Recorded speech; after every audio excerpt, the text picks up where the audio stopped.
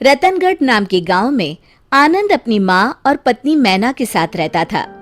मैना देखने में बहुत खूबसूरत और व्यवहार कुशल थी, लेकिन वो अपने साथ कुछ खास दहेज लेकर नहीं लाई थी, इसलिए आनंद की माँ उसे पसंद नहीं करती थी।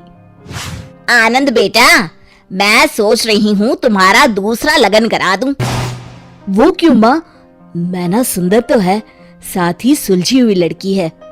तो उसकी बुद्धि का मुझे अचार डालना है क्या? 2-4 बर्तनों को छोड़ दो तो मायके से एक ठेला भी नहीं लाई।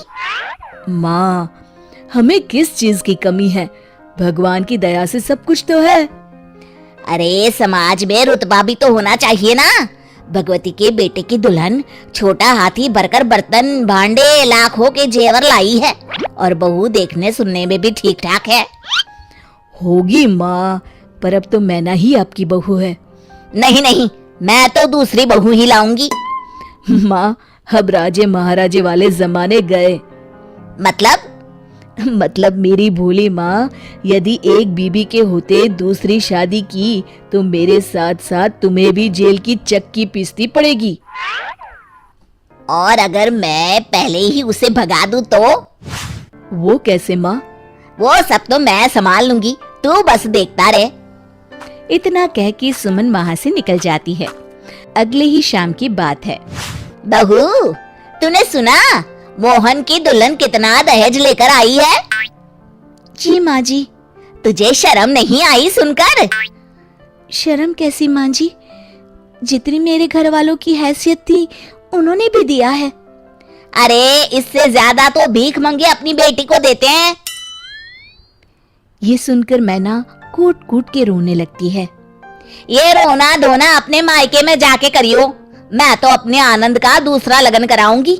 इसके लिए मैंने तो लड़की भी देख रखी है, शुभा। खूब पैसे वाले लोग हैं। माँ जी, ऐसा ना कहिए, आप जो कहेंगे वो करूंगी मैं। सुमन ने बहू की एक ना सुनी, वो वहां से चली गई।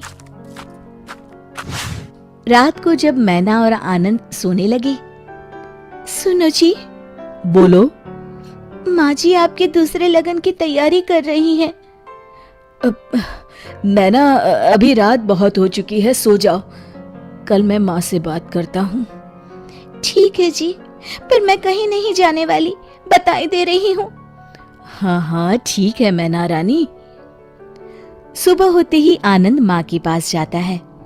माँ, मैना बहुत अच्छी लड़की है और बुद्धिमान भी है, क्यों आप दूसरे लगन के चक्कर में पड़ी हैं?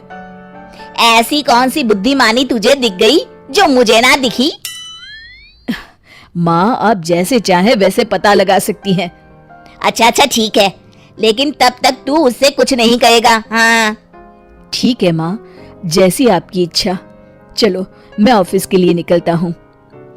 अगले दिन मैना अपने कमरे में कुछ काम कर रही थी। मैना, ओ मैना, कहाँ मर गई? आई माँ जी। सुन, यदि तुझे इस घर में रहना है तो 3 परीक्षाओं का सामना करना होगा। ठीक है माँ जी। तो कल सुबह जब मैं सोकर उठूं तो बगीचे वाला कुआं सिंहगढ़ के मोतियों से भर देना। जी माँ जी, आप कल तक कुआं खाली कर दीजिएगा, फिर मैं उसे मोतियों से भर दूंगी। सास बहू की बुद्धि देखकर अवाक रह गई।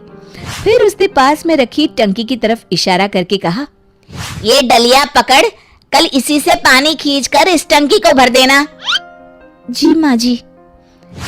मन ही मन मैना सोचती है, मैं सोने से पहले डलिया को रस्सी बांधकर कुएं में डाल देती हूँ। सुबह तक बांस की डलिया फूलकर पानी को अपने अंदर रोकने लायक हो जाएगी। अब मैना अपने कमरे में सोने चली जाती है। सुबह जब सास सोकर उठी तो बहू ने कहा, लीजिए माँ जी, जैसा आपने कहा था मैंने टंकी भर दी है। सासू माँ भरी टंकी और डलिया में भरा पानी देखकर सब समझ गई। पहले तो उनके मुख पर मुस्कुराहट आ ही गई थी, पर फिर गुस्से में बोली, हो तो होशियार, कल के लिए तैयार रहना। मैना रानी को पूरा विश्वास था कि वो जरूर सफल होगी। दूसरे दिन सुबह आनंद काम के लिए निकला। मैना, घर में चावल का एक दाना नहीं है, तुम बाजार जाकर एक बोरी चावल ले आना जरा। जी माँ जी, पैसे दीजिए। यही तो चुनौती है, तुम्हें चावल बिना पैसे के लाना है।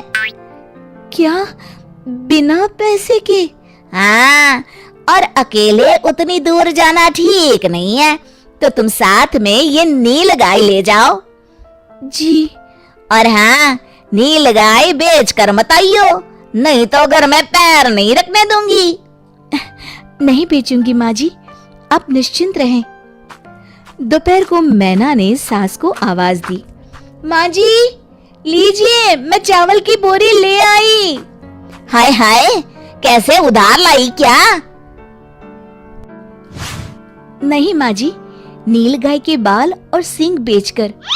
सास उसकी बुद्धिमानी देखकर फिर हैरान रह गई। ठीक है, अभी खाना बना, पेट में चूहे कूद रहे हैं।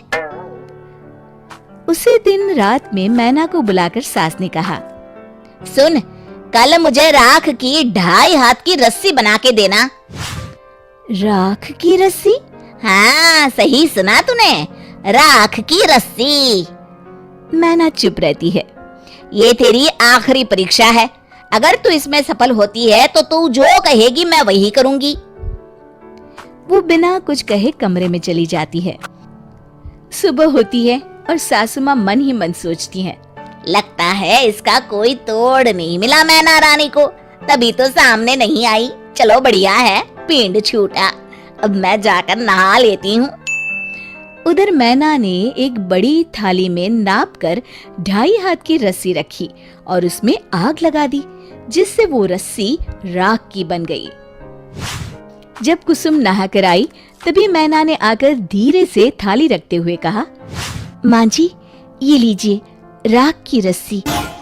सास ने परात की तरफ देखा और मैना को गले से लगा लिया। तू तो सच में विद्वान है री, मेरे आनंद के लिए तुझसे अच्छी दुल्हन तो हो ही नहीं सकती। शिक्षा, हमें दहेज का लालच कभी नहीं करना चाहिए।